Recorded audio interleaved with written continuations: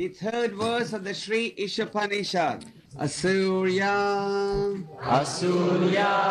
The verse is on the board. Nama. Te. Loka. Andena. Tamasa vrataha. Tam. Pretya bhikachanti. Ye. Jatma. Janaha. Asurya nama te loka. Andena tamasa vrataha. Tamste pretya bhikachanti. Yeke chatma hano janaha. Asurya nama te loka. Andena tamasa vrataha. Tamste pretya bhikachanti. Yeke chatma hano janaha. Asurya nama te loka. Andena tamasa vrataha. Tamste pretya bhikachanti. Yeke chatma hano janaha. Asurya. Nama. Te. Loka. Планеты. Андина. Тамаса. Абритаха. Тан. Те. Претья. Абхигачанти. Ye. Ke. Cha. Atma. Hana. Janaha. Om Jnana Timirandasya Jnanam Jana Shalakya Chakshun Militanena Tasmai Shri Gurave Namaha. Shri Chaitanya Manovistam Sapitam Yena Bhutale Swayam Rupa Kadavayam Dadati Swapadantikam. Bandeham Shri Guru Shri Utapadakam Shri Gurun Vaishnavanascha Shri Rupam Sagajatam Sahagana Raghunathanvitam Tham Sajevam Sadvetam Sabadhutam Parijana Saitam Krishna Chaitanya Devam Shri Radha Krishna Padan Sahagana Lalita Shri Vishakha Nitamsha Jai Shri Krishna Chaitanya Prabhu Nityananda Shri Advaita Gadadhar Shiva Shri Gaur Bhakta Vrinda Hare Krishna Krishna Krishna Hare Hare Hare Rama Rama Hare Hare. So before we discuss this verse, I will just summarize the 3 verses from the Śrī Īśopaniṣad that we have discussed in the past 3 days. First we discussed was the invocation. Anybody remembers what was the key point of that invocation verse? The Lord is complete and His creation is also complete. And in the next verse that we discussed, what was the key point? In the verse we discussed yesterday. So, in the 3 verses of the Śrī Īśopaniṣad, we have read how the Lord is complete, how everything belongs to the Lord. One should only use what he needs for his maintenance. And if everybody has this right mentality, that is, everything belongs to the Lord, and one should only accept as much as he needs for his survival, then one may even live for thousands of years. Now this verse explains that if one is a killer of the soul, then he will definitely have to face punishment. Atma hanaha. In this verse, the word is used Atma hanaha, which means the killer of the soul. So this verse is explaining to whoever is the killer of the soul, such person will have to go to the hellish planets where he will have to suffer misery and pain. In today's civilization, People do not believe in life after death. Today's civilization can be called a soul-killing civilization. Everybody is killing his soul. People do not believe that this human life has a purpose. Whether you're living in Soviet Union or any other part of the world, everybody just has one principle in life, and that is the principle of sense enjoyment or killing the soul. People do not believe in life after death because they do not recognize that the soul is eternal. In your country, there are so many scientists.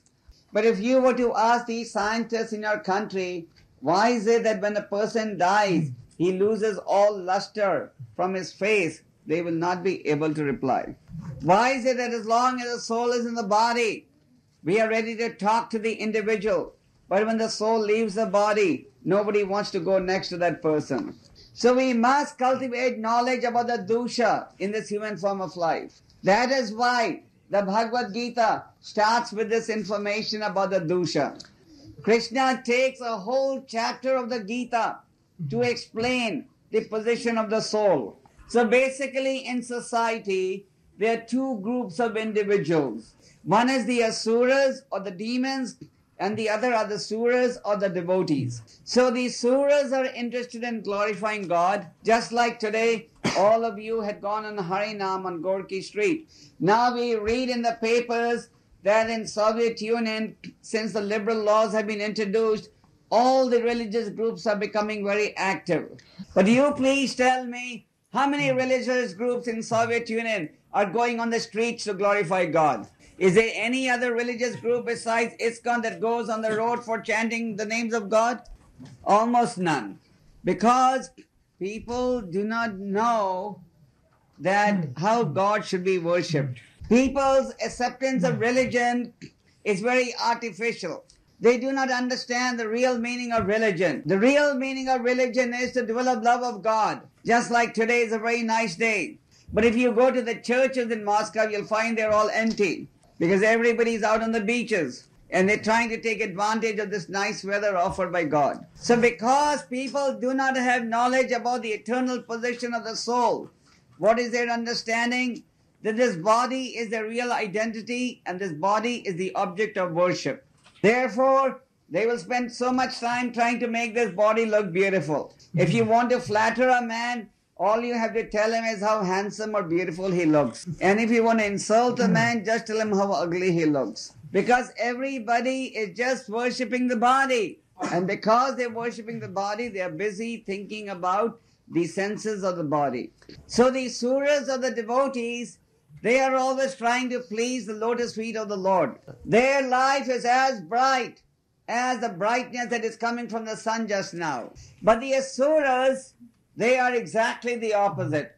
They are just interested in sense enjoyment at any cost. So in this verse, Śrī Īśopaniṣad is explaining what will happen to such people who just engage in this destructive path of sense enjoyment. That is, he will have to take his birth in the planet where the faithless, ignorant people live. In other words, one will have to take his birth in the lower species of life. People do not realize how valuable this human form of body is. In the purport of this verse, Prabhupada gives one very nice example. In the Vedas, it is said that this material world is like an ocean, and this human body is compared to a strong boat.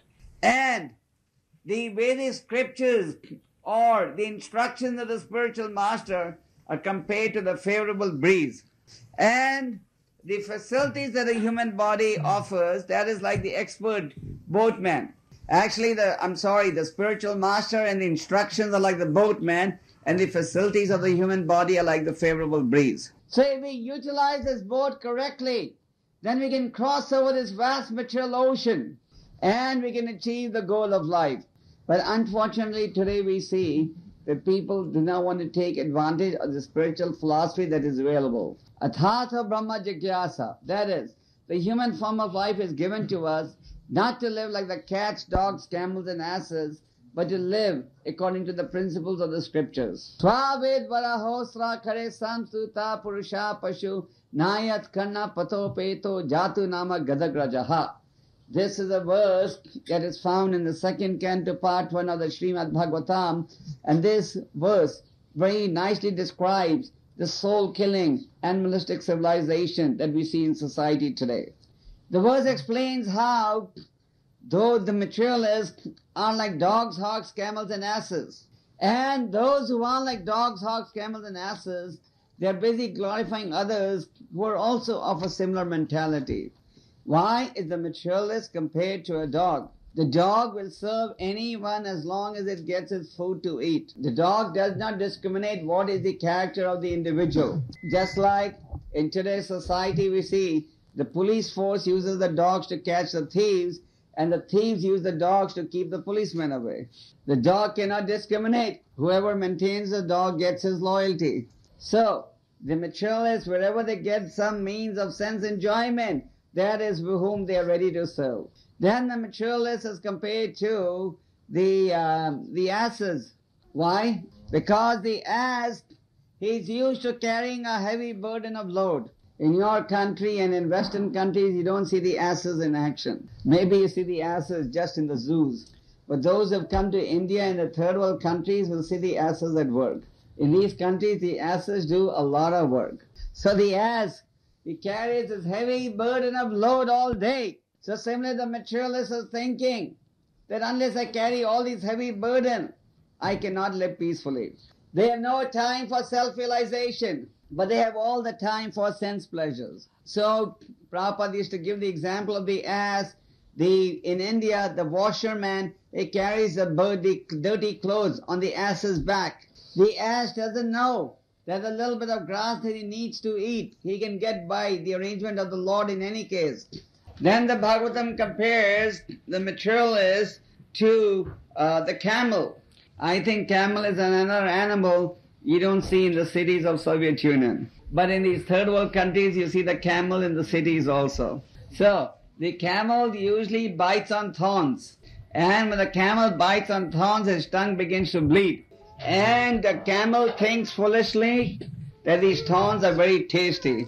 So similarly, there's so much stress upon sex life in today's soul-killing civilization. They don't understand behind every drop of semen that is lost, so many ounces of blood is also being lost. And then the gross materialist, the asura, is compared to the hog. What does the hog do? He mates without discrimination.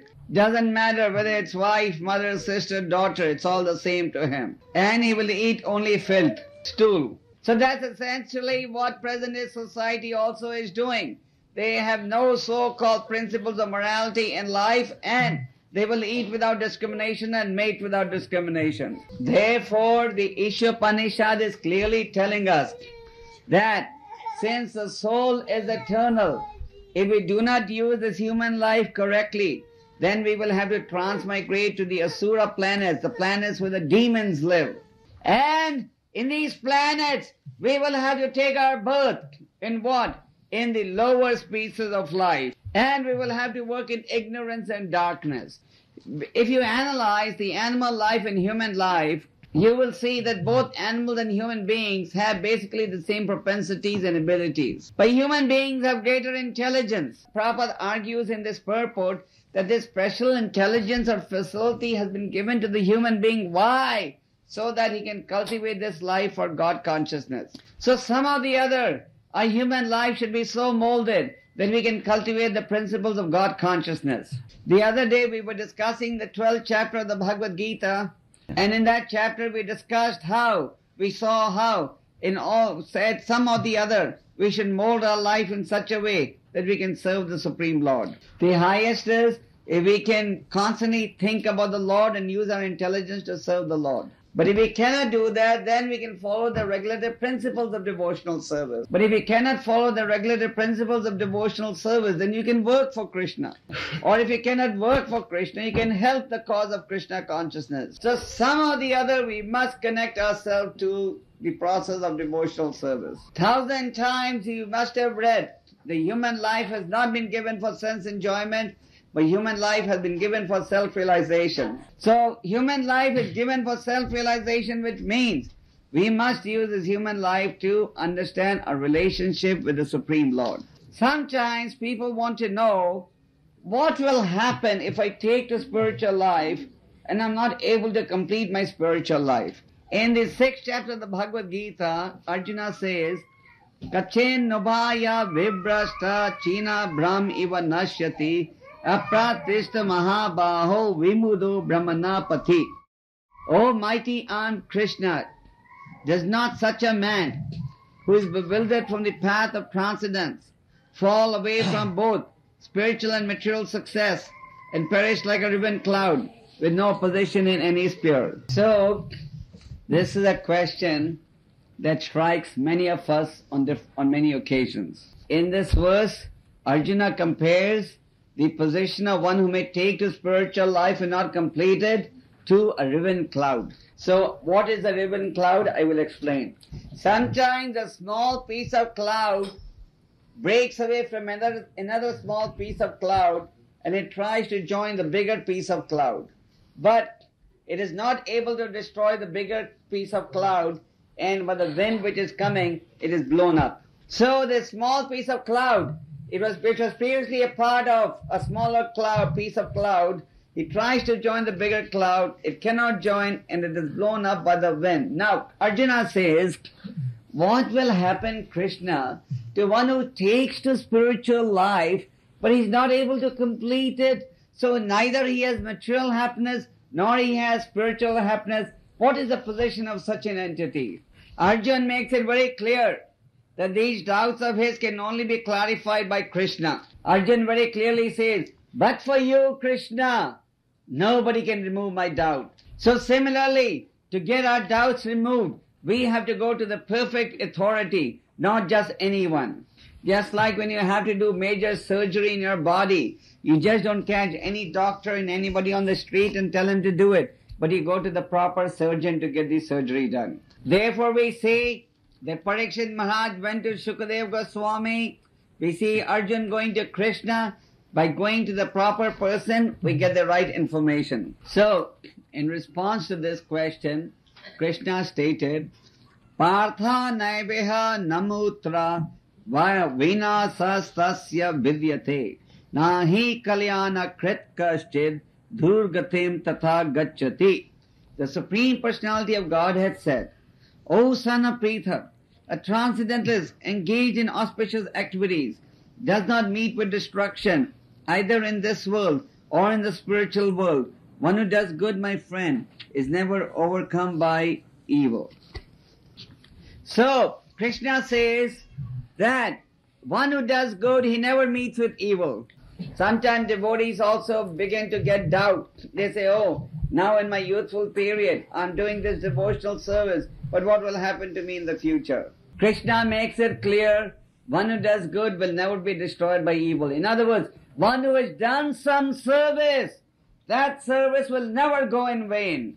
Krishna says that either he's going to be born in the family of a yogi, of a brahmana, or in the family of a rich man. Because if you're born in the family of a brahmana, then from your very birth, you're going to be getting this Vedic culture. And if you're born in a rich man's family, then again, you don't have to worry about your basic necessities of life, and you can concentrate on spiritual mission. But unfortunately, what we see in society today is that if somebody is born in a rich man's family, then instead of taking advantage of that richness to understand God, they just use the money to forget God. So Krishna is making it clear that one who does devotional service, one who has done some good, he will never be forgotten. Once you have served Krishna, once you have done some service, you can never forget him. It is our experience. Sometimes devotees, after doing some book distribution, chanting, etc., they leave the association of devotees. But it is our experience that they always come back. Because once they have tasted the higher standard of happiness, they cannot settle for anything inferior. Krishna says, Abrahma bhuvana loka panar avartana rojana mamupetite kantya panar janmana vidyate. Even if you go to the highest planet of Brahma Loka, still you cannot escape the birth, death, disease, old age process. Just like when Hiranyakashipu was trying to get a benediction from Lord Brahma, Brahma told him that even I will have to die. So how can I give you a benediction that you will not die? So, Krishna is saying from the topmost planet to the bottommost planet, every place is a place of misery where repeated birth and death is taking place. So it does not matter what material arrangement you make. Does not matter how many Swiss bank accounts you have. Does not matter how many Mercedes cars you have. Does not matter how many soldiers are supporting you. The reality is, the 𝐃𝐢𝐬𝐭𝐫𝐚𝐜𝐿 cannot be avoided by anyone. Therefore, the Īśopaniṣad is trying to wake up the living entity to understand this point. So, as we said earlier, there are essentially two segments of individuals in society, the Suras and the Asuras. The Suras are always thinking how God can be glorified. Just like they have discovered the video machine now, the video camera. So these videos are being used today by the devotees to glorify the Lord and His devotees. But the karmis had invented the videos for the purpose of sense enjoyment. So the Sura or the devotee is always thinking, how can I glorify the Lord more and more? So because the devotee loves the Lord, he is anxious to serve the Lord. If at all there is in the material world, the word love is very grossly misunderstood. Actually, the word lust is being accepted as love. Doesn't matter which part of the world you go to, 99% of the records, songs you hear on the radio are all based on love or lust. But by serving the Supreme Lord under the directions of the bona fide spiritual master, one can begin to develop love for the Lord. And the nature of this spiritual love is, it is fully satisfying. Krishna says, Ye yathamam prapadayante. All of them as they surrender to me, I will reward them accordingly. So the happiness or the reciprocation that we experience from Krishna is based upon our surrender. Just like you cannot expect that in a class all students will get the same grades or all students will come first. So similarly, based upon our acceptance of Krishna and Guru's teachings, we make spiritual advancement and the Lord reciprocates. Brahma bhuta prasnatmana sochatina kaṅkṣati. Krishna says in the 18th chapter of the Gita that those who are situated on the spiritual path, they are always joyful. Prahlāda Maharaja stated in the Srimad Bhagavatam, Nate vidam svata gatime vishnum durase bhar arthamanina andha yathandher upanya manas. Prahlāda Maharaj says, today people do not know how happiness can be found. They do not know how happiness can be found, and it appears that the blind is leading all other blind men. Just like today is a very bright, very sunny, very nice weather, plus on top of that it's a holiday. So the Asuras are saying, let's go to the park, let's go to the beaches, let's go and enjoy the nice weather. But the Suras or the devotees are saying, oh, let us go to Harinam and distribute books because everyone's going to be outside, so we'll take advantage of this and give them these books. In the month of December in America, all stores, they stay open till 9 o'clock in the night every day. So a devotee said, oh, now people are staying up late, people are coming to shop for Christmas presents, so let us take advantage of this mood of spending money and start giving them our books. So the devotee is looking at every position, every condition to see how he can give God consciousness. There should be no denial, no misunderstanding on this one point, which is that by taking to the process of devotional service, I am going to get real happiness. You may get some material happiness by having a good bank balance or a nice wife or a nice family situation. But how long will that happiness last? How many famous movie stars have come and gone? How many Napoleons have come and gone? How many great so-called political leaders have come and gone? So we can understand, does not matter how famous I may become, how powerful I may become, eventually what will be left behind is just my name and nothing else but my name. What is the value if after death my photo is being garlanded every day, but I have taken on a birth in the lower species of life? Unfortunately, we are not thinking logically. We are scared of spiritual life. And being a foolish victim of our sense desires, we miss the valuable opportunity to perfect our existence. Therefore, Thakur Bhaktivinoda said, Emana durlava manava deho paya ki keho pavana keho. Thakur Bhaktivinoda said, oh foolish conditioned soul, if you don't utilize this human life correctly, at the moment of death, you will have to really regret. So this section of this verse of the Īśopaniṣad is very clearly warning the society, don't become an Atmahana or killer of the soul. Because if you become a killer of the soul, then you will definitely have to take your birth in the lower species of life. And in these lower species of life, once you go, you'll have to wait for thousands of years before you get a human birth again. So we have to cultivate real religion. So I was telling you how these suras are devotees of the Lord. They want to look at every position and see how they can use it to serve the Lord.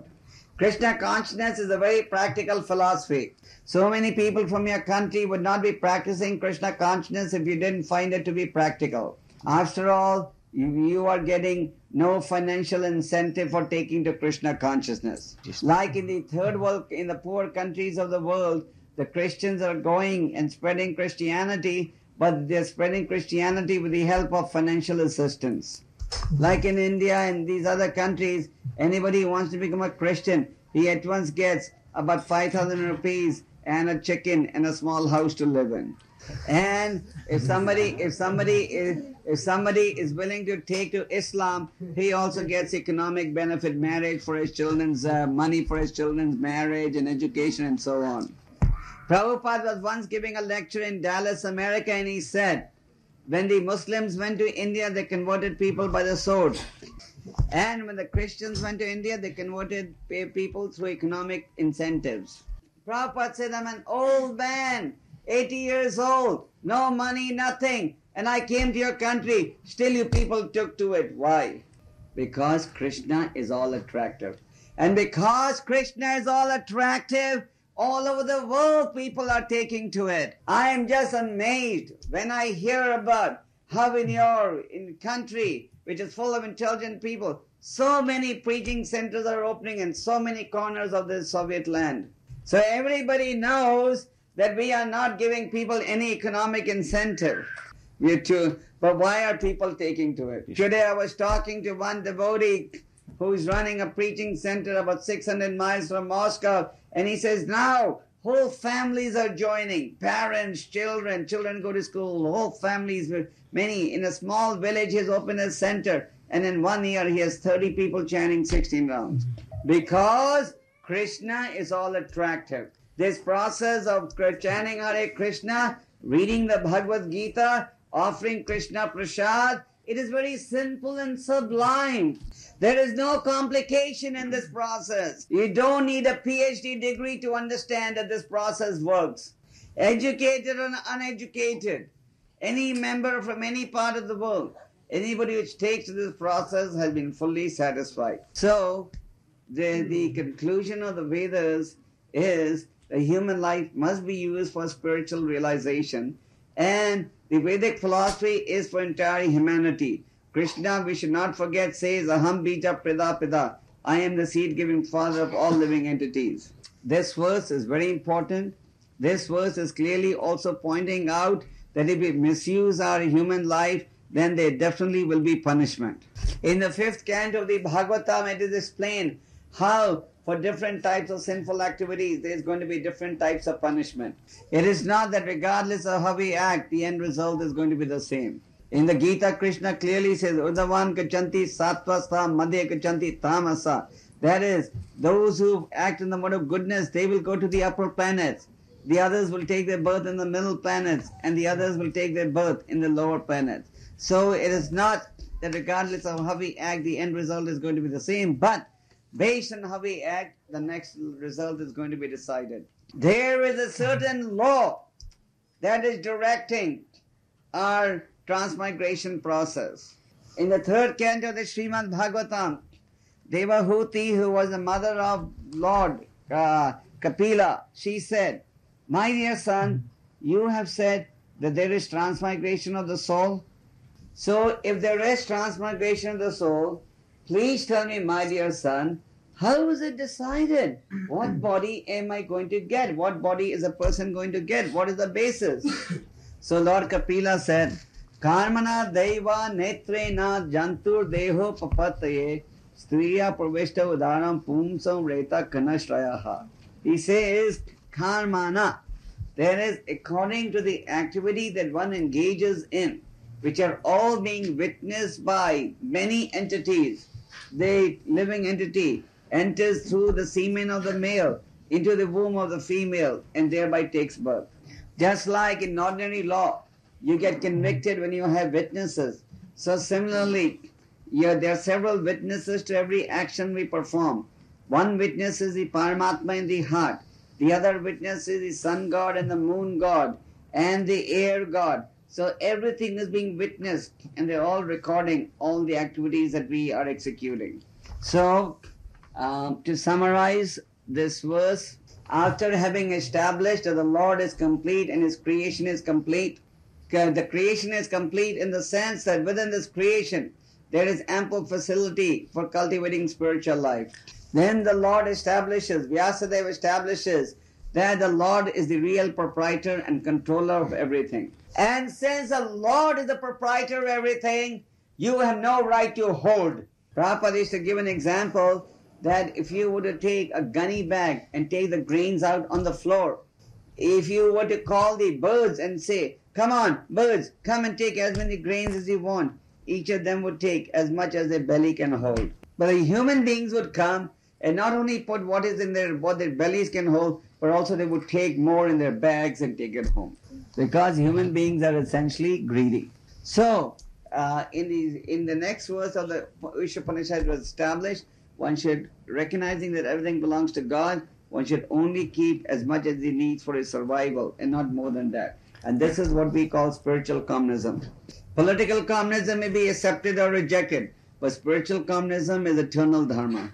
And then Īśopaniṣad says, man has a desire to become deathless. So there's no harm. You can become deathless. How?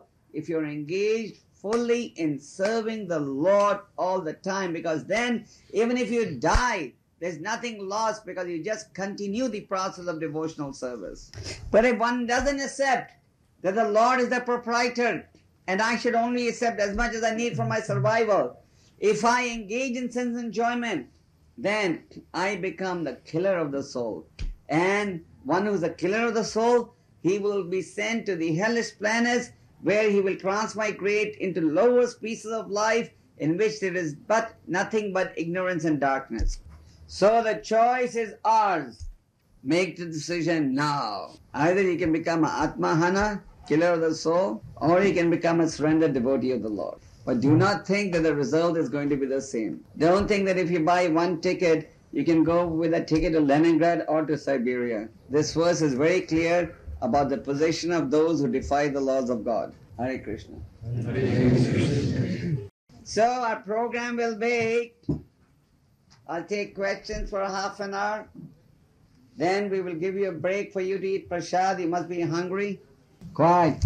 We have one devotee who while preaching uses not only devotional knowledge but also knowledge of yoga and some other occult things.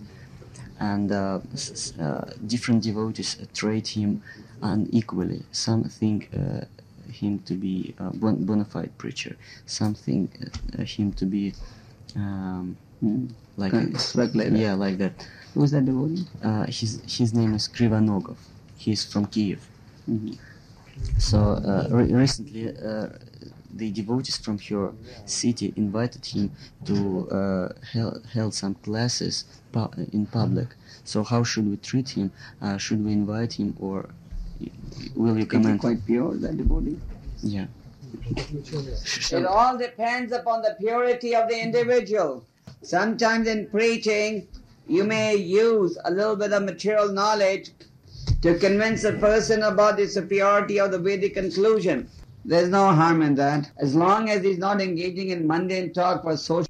So he's not socializing, then it's okay. As long as he's not trying to cultivate, he's not getting into prajalpa, it's okay. While he's preaching, devotees distribute a lot of books on his classes. So that's good. If you're distributing a lot of books, if he's Krishna conscious, then what is the problem? Now, I do not know all aspects of this, okay? So you should bring up this question with your local authorities.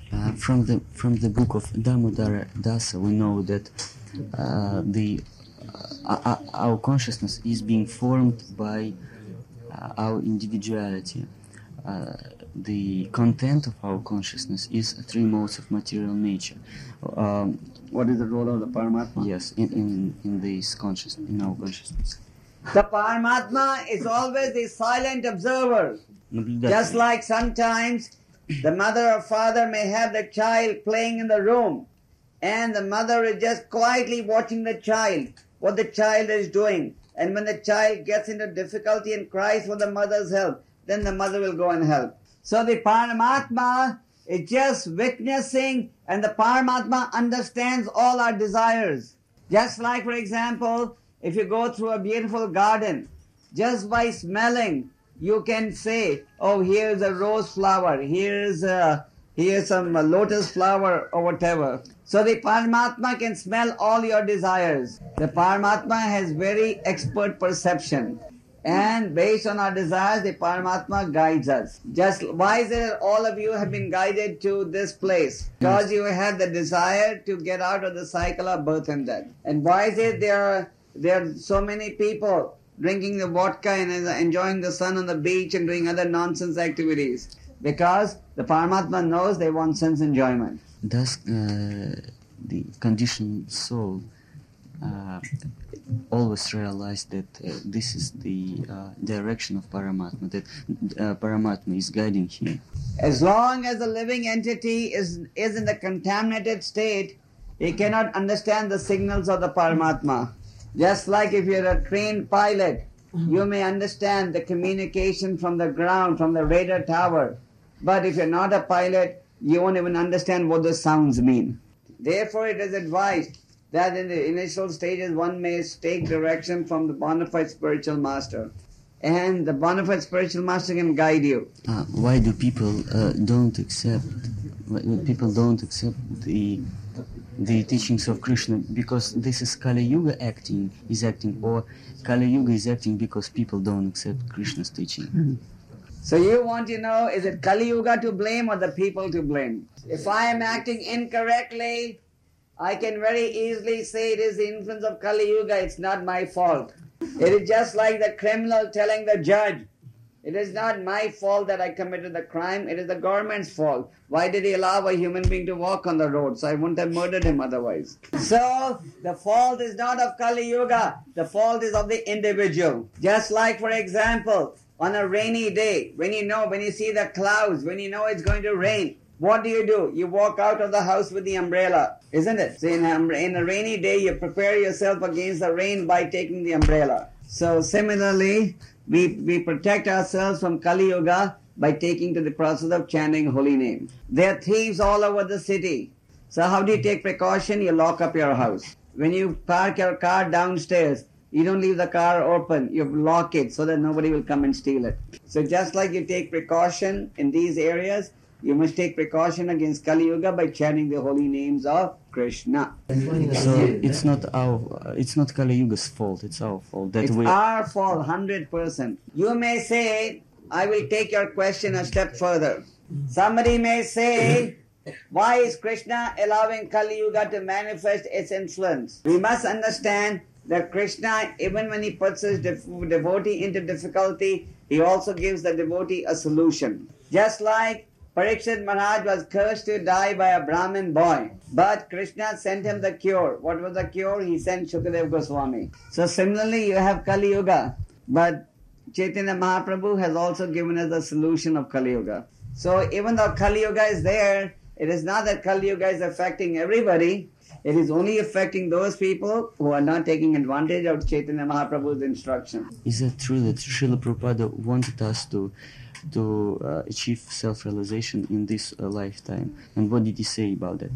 Yes, Prabhupada wanted us to become Krishna conscious in this lifetime, not make a long plan. Just like when you are hungry, you want to eat prasad all in one stroke as fast as you can. So, suppose you are hungry and somebody gives you just 1 spoon of sabji every 1 hour. You will not be happy. Or if you are thirsty and somebody gave you just 1 drop of water every 1 hour.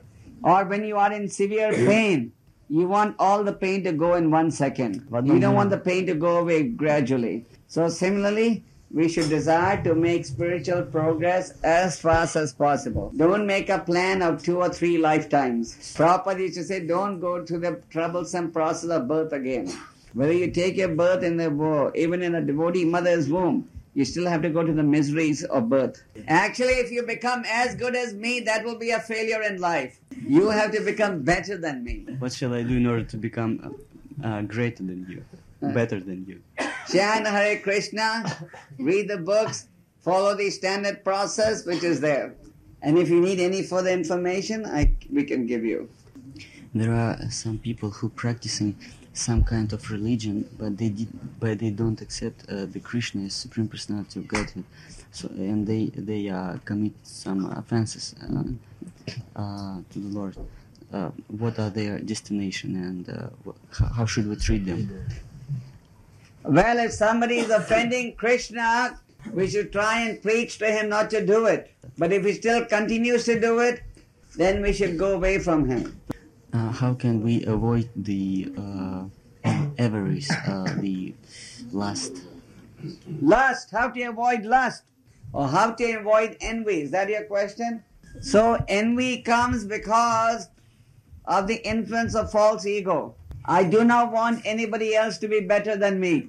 I want to be better than everybody else. I want to have everything for myself. The rich nations are envious of the poor nations, so they will keep the poor nations poor. Envy is there due to bodily identification. As devotees, we should have what is known as spiritual envy. Spiritual envy is different from material envy. Just like amongst the gopis, there is a little bit of spiritual envy.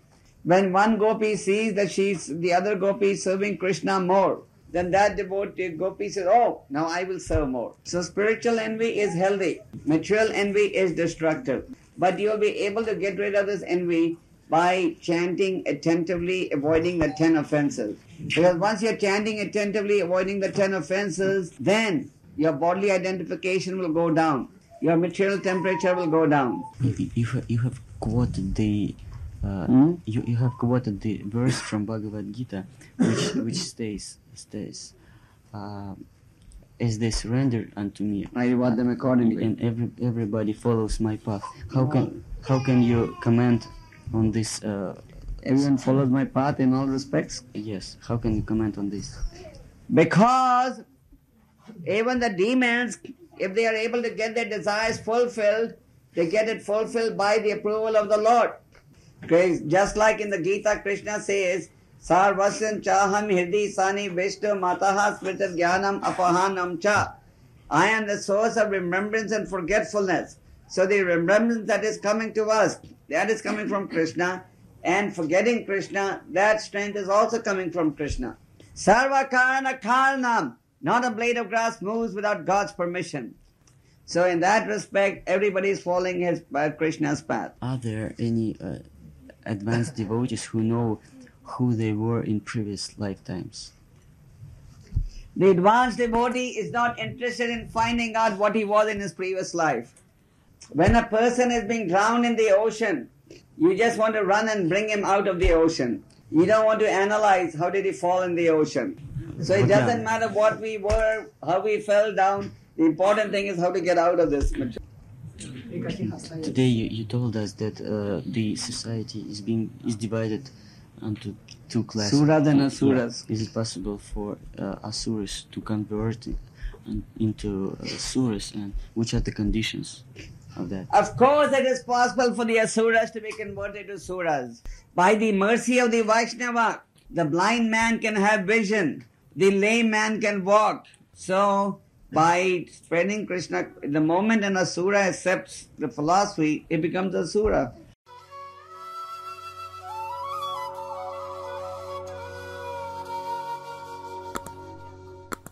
Hare Krishna, Krishna Krishna,